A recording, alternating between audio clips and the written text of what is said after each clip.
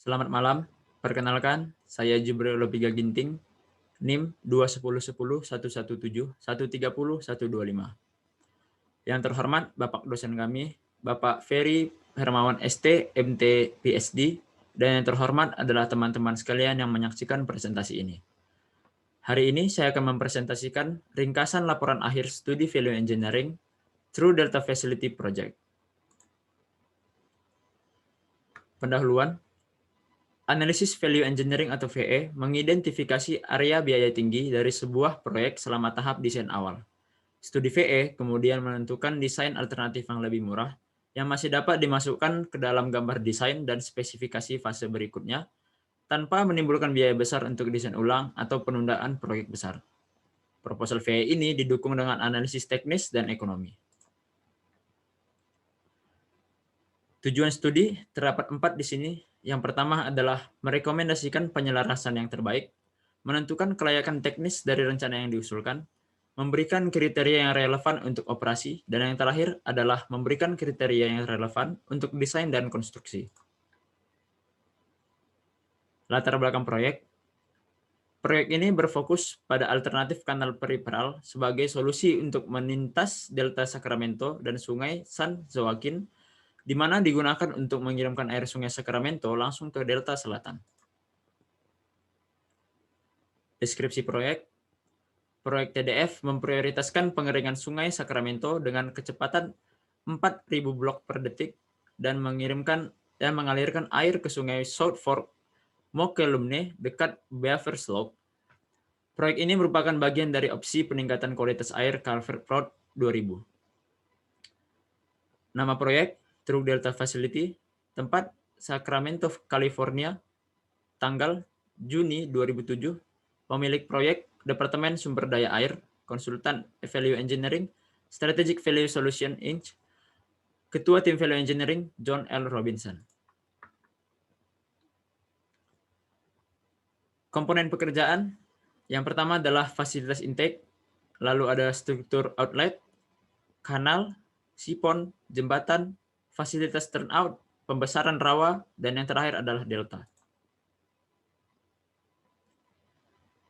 Estimasi biaya pelaksanaan. Perkiraan biaya awal sebesar 365 juta dolar, tidak termasuk biaya untuk pelestarian sumber daya budaya yang terkait dengan mitigasi dan pemulihan. Perkiraan juga tidak termasuk perkiraan untuk relokasi tanah dan hak, desain teknik, pengawasan dan administrasi, dan biaya tidak langsung proyek. Yang selanjutnya adalah ruang lingkup. Studi ini menggunakan survei nilai-nilai yang dibangun dalam SAFE International Value. Metodologi value atau VM adalah istilah komprehensif yang mengacu pada proses penataan dan pelaksanaan lokal karya nilai. Proses sistematis ini digunakan untuk meningkatkan nilai proyek melalui pengidentifikasian peluang yang ditargetkan untuk peningkatan nilai dan menganalisis kemampuan proyek sehingga studi ini dapat memvalidasi konsep kanal baru. Metode studi VE yang pertama itu adalah pre-workshop, mengkaji dokumentasi yang terbaru dalam pembentukan proyek. Lalu workshop, rencana proyek dianalisa yang meliputi fase informasi, fase analisis fungsi, fase kreativitas, fase evaluasi, dan fase pengembangan. Dan yang terakhir adalah pasca workshop, yaitu mempersiapkan laporan hasil studi. Hasil studi VE, dari hasil tahap analisis fungsi, maka diperoleh 7 proposal. Di sini contoh proposalnya adalah DF1 saringan vertikal di sungai.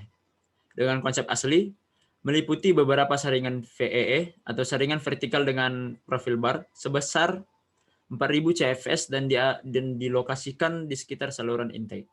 Konsep alternatifnya, fasilitas saringan ikan yang diusulkan meliputi saringan sekitar sepanjang 1.200 foot dan sedalam 20 foot untuk menyiapkan pendekatan kecepatan 0,2 fps. Kelebihan, ikan tetap di sungai, tidak butuh perlakuan lebih, serpihan-serpihan tetap ada di sungai dan melewati hilir, dan tidak membutuhkan pemompaan bypass atau saluran bypass kembali ke sungai.